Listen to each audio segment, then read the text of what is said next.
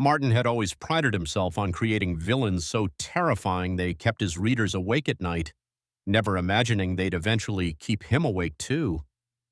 It started with small things: characters' names appearing in his morning newspaper, fictional locations showing up on his GPS, and then the unmistakable sound of his typewriter clicking away in the middle of the night.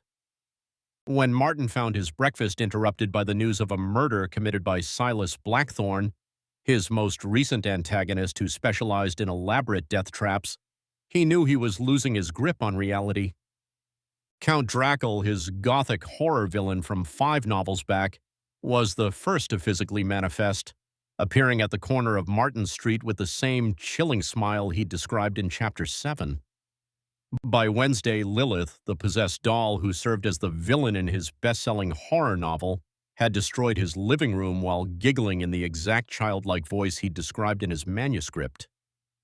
The butcher, his homicidal escape medical experiment, proved particularly difficult to evade as he pursued Martin through his own home, describing in guttural tones how he planned to dismember him just as Martin had written him doing to his victims.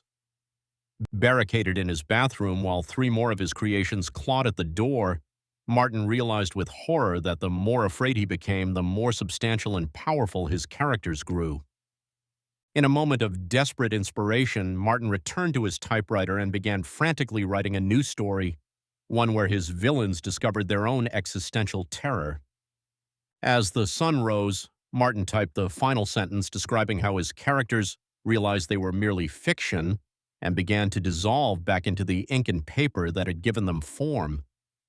Exhausted but triumphant, Martin filed away his newest manuscript, unaware that on the final page words were already rearranging themselves as his most insidious creation yet prepared for a sequel.